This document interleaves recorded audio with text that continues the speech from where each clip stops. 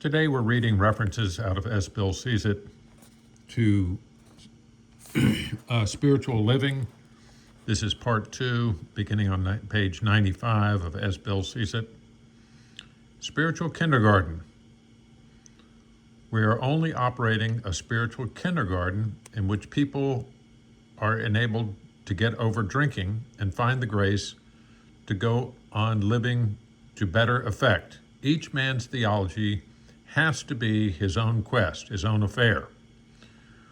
When the big book was being planned, some members thought it ought to be Christian in the doctrinal sense. Others had no objection to the use of the word God, but wanted to avoid doctrinal issues. Spirituality, yes. Religion, no. Still others wanted a psychological book to lure the alcoholics in. Once in, he could take God or leave him alone as he wished. To the rest of us, this was shocking, but happily we listened. Our group conscience was at work to construct the most acceptable and effective book possible. Every voice was playing its appointed part. Our atheists and agnostics widened our gateway so that all who suffer might pass through, regardless of their belief or lack of belief. 103.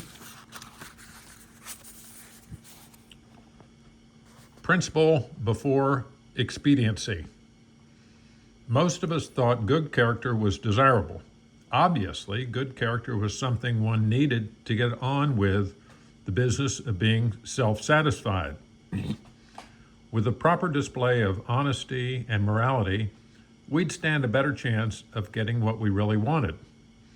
But whenever we had to choose between character and comfort, character building was lost in the dust of our chase after what we thought was happiness. Seldom did we look at character building as something desirable in itself. We never thought of making honesty, tolerance, and true love of man and God the daily basis of living. How to translate a right mental conviction into a right emotional result, and so into easy, happy, and good living is the problem of life itself.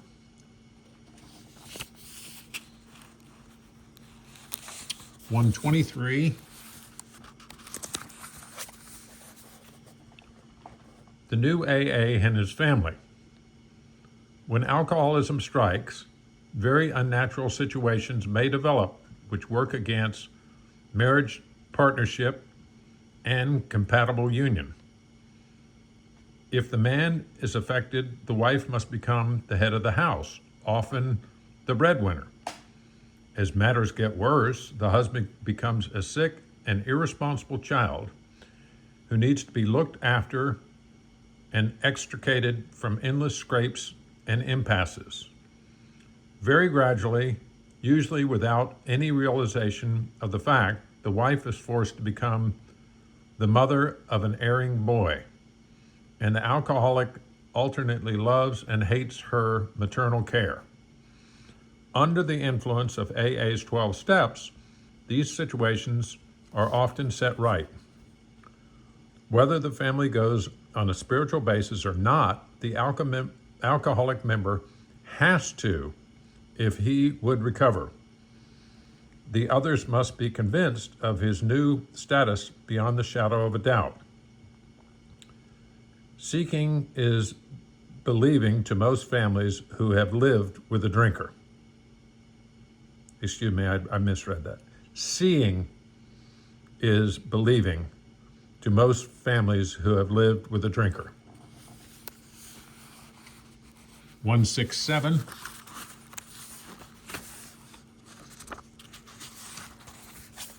Progress rather than perfection. On studying the 12 steps, many of us exclaim, "What an order! I can't go through with it."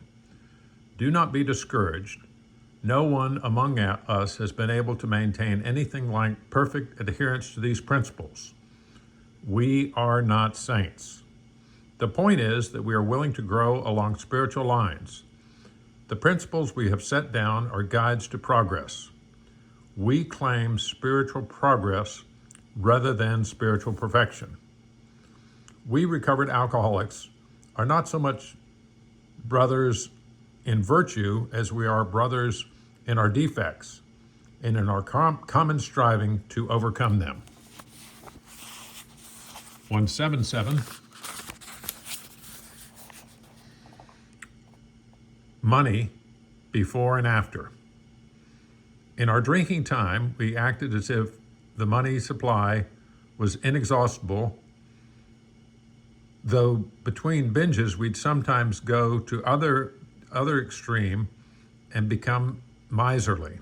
Without realizing it, we were just accumulating funds for the next spree. Money was the symbol of pleasure and of self-importance. As our drinking became worse, money was only an urgent requirement which could supply us with the next drink and the temporary comfort of oblivion it brought. Although financial recovery is on the way for many of us, we find we cannot place money first. For us, material well-being always follows spiritual progress. It never precedes.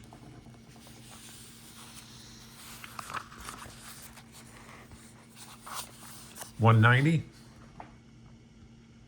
The AA way in the home.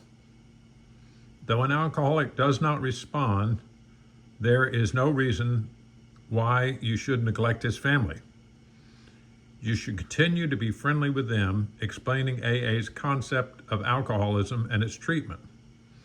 If they accept this and also apply our principles to their problems, there's a much better chance that the head of the family will recover. And even though he continues to drink, the family will find life more bearable. Unless a new member's family readily expresses a desire to live upon spiritual principles, we think he ought not to urge them. They will change in time. His better behavior will usually convince them far more than his words.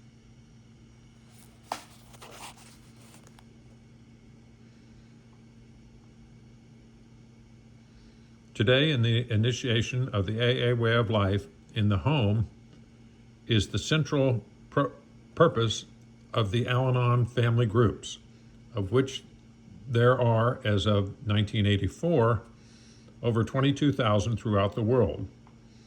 These are composed of wives, husbands, and relatives of alcoholics. In restoring families to the good life, Al-Anon's success has been enormous. 254.